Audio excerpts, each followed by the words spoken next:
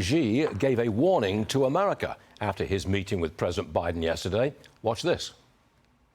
China-U.S. relationship has never been smooth sailing over the past 50 years or more, and it always faces problems of one kind or another.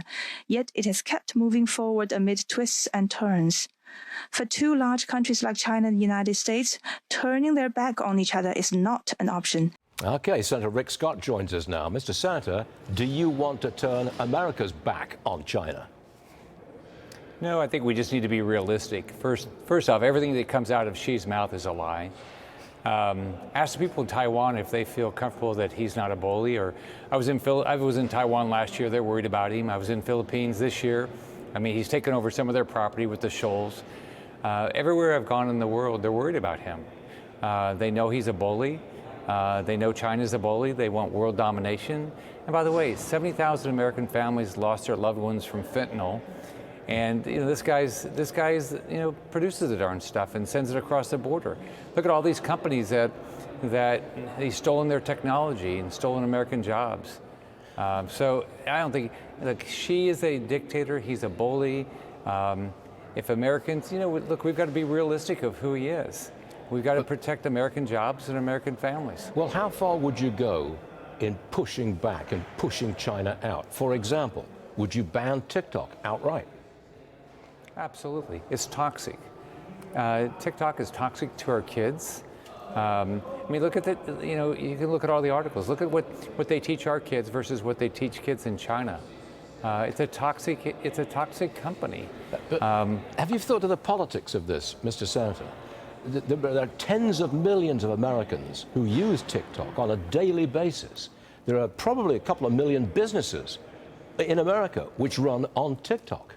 You ban it outright, you have a political problem, don't you? Well, I think first off, what you have to do is what's in the best interest of the American public. My job is to protect the American public. I represent the state of Florida, the families in Florida, and I worry about them. I want them to have good jobs. I want them to have good schools. I want them to be safe. And I want them to be safe from the influence of a bully dictator, Xi. And so, I mean, you've got to just be honest with people. But my job is to make sure the American public realizes what they're doing and how the risk is to this country. They're building military and threatening people all over Asia. I mean, that's what they're doing. They hate our way of life. What do you think President Biden should have done at this meeting? Well, first off, he shouldn't have gone to it, first off. I don't know there was no upside out. The guy, look, Xi's never complied with anything. We did, under Trump, we did a trade deal with him. He never complied with that. What I think the president ought to be doing now is stay in the Situation Room and see how does he get Americans out of the Hamas hands. We got 33 Americans killed. We got at least 10 American hostages. And what's he doing to make sure that that Americans are protected over there? That's what I would have been spending my time on, not going to meet some liar. Would you do a deal with somebody that's lied to you in the past? Of course you wouldn't. That's all this guy is. But we're talking politics here, aren't we? You know what I mean?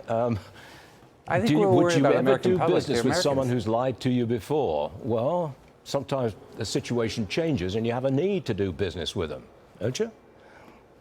Well, if you have to, but look, Xi doesn't do anything that's ever good for us. There's not one thing he's ever done. I mean, we have they had the Wuhan lab leak. He lied about it. Over 1 million Americans died. He's never taken responsibility for that. I mean, you could just go on and on and on. Sure. I mean, when are we just all gonna wake up and say, this guy hates us. He hates our way of life. Well, this is not about the Chinese people, it's about him. We introduced you as a China critic, and that's exactly what you are. Mr. Senator, thanks very much for joining us. We appreciate it. Hope to see you again soon. Thank you, sir. Have a good day, student. Yes, Bye-bye. sir.